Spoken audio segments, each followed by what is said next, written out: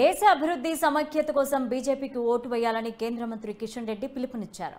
మోదీ వచ్చాక మత కలహాలు, కర్ఫ్యూలు లేవని, కాంగ్రెస్ హయాంలో అన్ని దిగుమతులు చేసుకునే వాళ్ళం, ప్రస్తుతం విదేశాలకు ఎగుమతి చేసే స్థాయికి ఎదిగామన్నారు.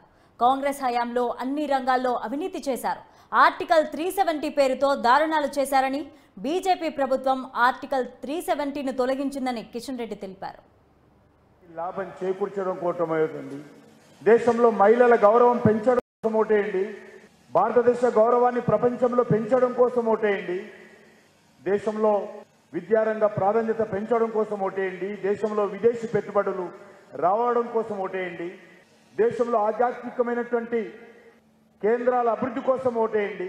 భారతీయ ఆలోచన విధానం కోసం, జాతీయ భావన పెంపడం కోసం ఓటు వేయాల్సిందిగా ఈరోజు మనం ప్రజలందరినీ అడగాలి.